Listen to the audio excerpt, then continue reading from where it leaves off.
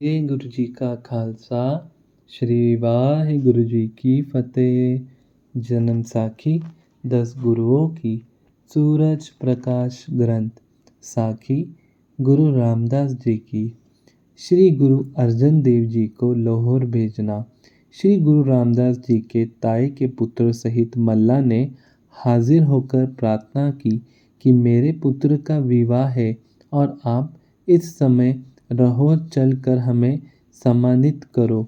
गुरुजी ने कहा, भाई साहेब, हमारे आने से आपको हमारे दर्शन के लिए आई संगत के जल पानी की बहुत कठिनाई होगी।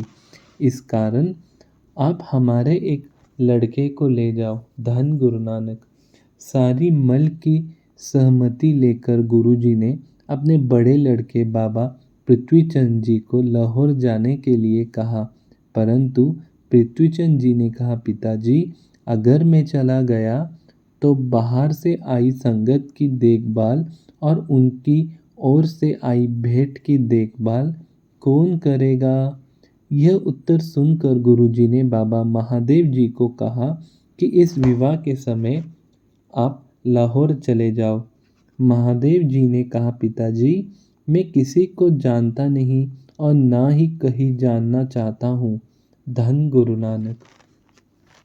इन दोनों के उत्तर सुनकर फिर गुरुजी ने श्री गुरु अर्जन देव जी को कहा कि बेटा, तुम लाहौर विवाह पर चले जाओ और जब विवाह का समागम समाप्त हो जाए तो वह अपनी धर्मशाला में निवास करके संगत को सतनाम का उपदेश देना और जब हम बुला भेजे तब ही तुम वापस आना, नहीं तो लाहौर ही रहना। अपने पिताजी की यह आज्ञा सुनकर आप जी ने हाथ जोड़कर कहा, पिताजी, जो आपकी आज्ञा मुझे स्वीकार है। धन गुरु नानक। फिर आप जी अपनी माता भानी जी से लाहौर जाने के लिए आज्ञा लेने गए। माता जी ने आपका प्यार सहित माथा चूमा और कहा, बेटा, तुमने सदा ही अपने पिताजी के आज्ञा का पालन करना, इसी में ही अपना भला समझना। इस प्रकार माताजी से उपदेश और आशीर्वाद लेकर आप जी ने माताजी के चरणों में माथा टेका और सहारी मल्ले के साथ लाहौर को विदा हो गए। धन गुरु नानक। भाई आदम को पुत्र का वरदान। मालवे देश का एक सिद्ध जट भाई आदम गांव बिंजू जिला फिरोजपुर का रहने वाला बहुत देर पीरों फकीरों की सेवा करता रहा, परंतु उसकी मुराद कहीं पूरी न हुई। उसके घर में पुत्र पैदा नहीं हुआ। एक दिन उसको गुरु का एक सिख मिला।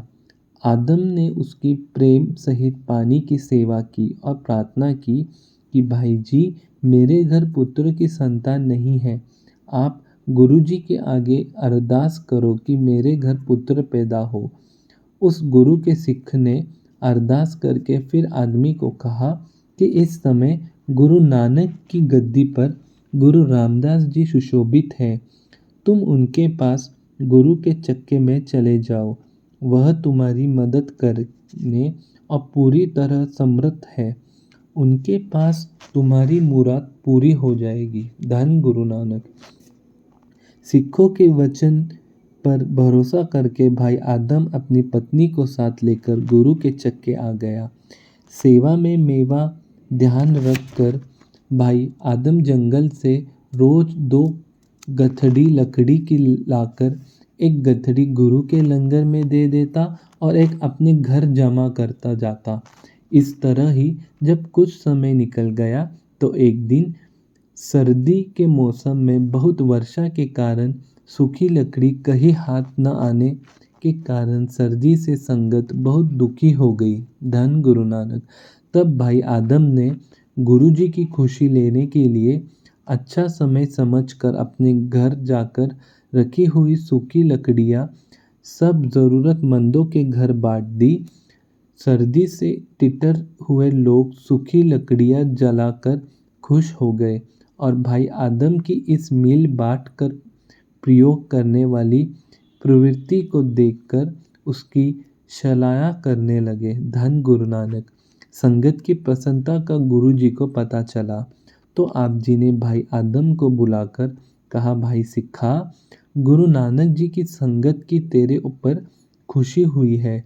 तुम अपने मन का मनोरथ बताओ जो तेरा पूरा किया जाएगा। परंतु भाई आदम ने मनोरथ बताने से कुछ संकोच करके कहा, महाराज मुझे दर्शन दो, यही मेरा मनोरथ है।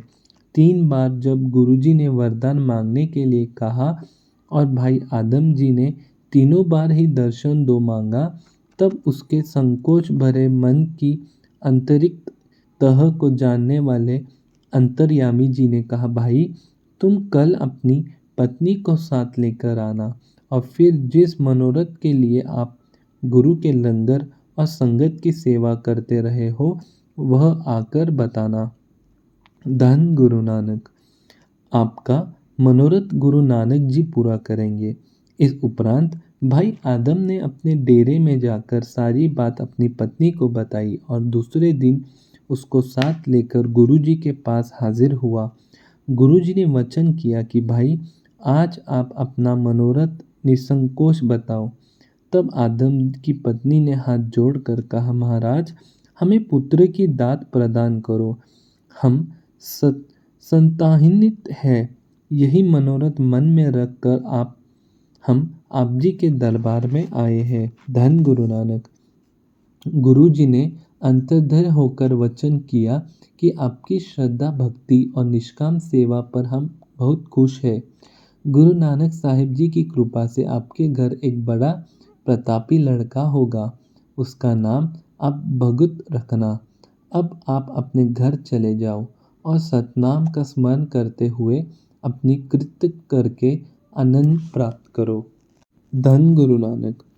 आज्ञा के अनुसार भाई आदम जी अपने गांव बिजुल चला गया और सतनाम का स्मरण करके अपनी कृत करने लगा।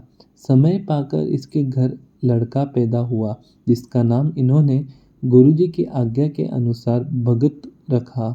भाई भगत जी बड़े नमरसिक और करनी वाले प्रतापी पुरुष हुए हैं। इनका देहांत 1708 में श्री गुरु हरगोबिंद जी के समय करतारपुर में हुआ। कैथल के राजा लाल सिंह और उदर सिंह भाई भगतू के ही संतान थे। धन गुरु नानक। महाकवि भाई संतोष सिंह जी ने इन्हें अपने पास रखकर नानक प्रकाश और सूरज प्रकाश ग्रंथ लिखवाए थे। धन गुरु नानक। वाहे गुरु जी का खालसा, श्री वाहे गुरु जी की फतेह।